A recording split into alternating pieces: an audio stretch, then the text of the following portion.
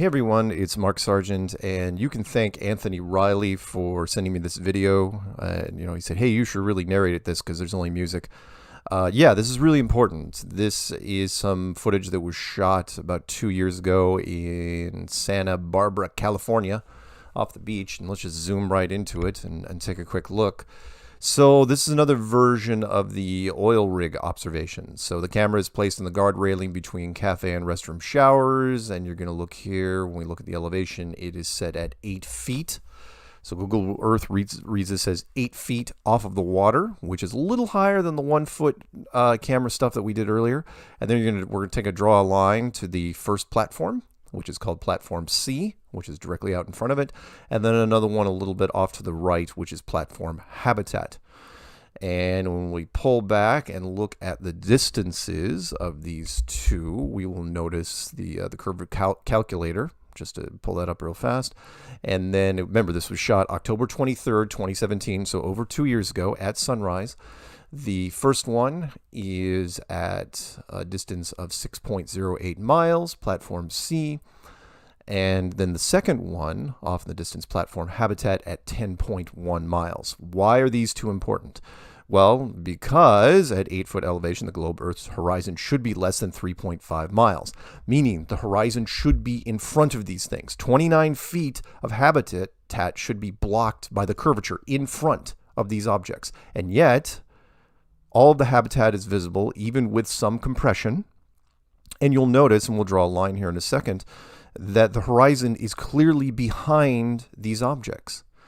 And what makes this footage and all footage like it so important is that these are static objects, meaning these are not boats. These are always in one place. They're not moving or floating anywhere.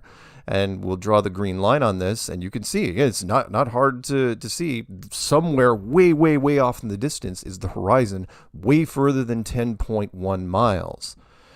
And that should not be. There's no curvature. And that only happens on a flat world.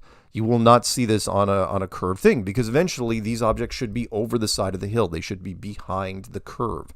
And we just don't see that. These two oil platforms, again, one at 6 and one at 10, are right in front. So tell me optically how that happens. Tell me what atmospheric condition can put the horizon behind these objects. You want to say it's a mirage? Okay, well, then if you do that, you can never say that a boat is being chopped in half by the horizon.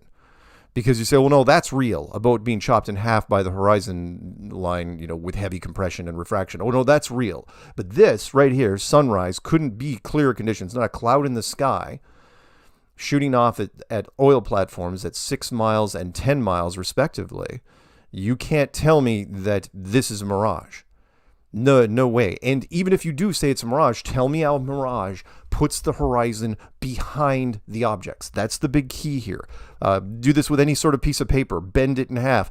Put 2 dots on the other side. Tell me how the horizon is behind those dots.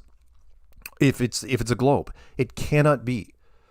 So again, share this with your friends, show people, look, this is one of the globe killers, but it's going to take people a little while to understand it, which is what you're looking at here is objects that are in front of the horizon, which is clearly a long way behind it, but these objects can't be if it's a globe Earth.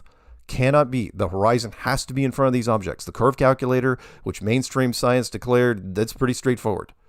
So tell me how that happens. Anyway, share it, guys.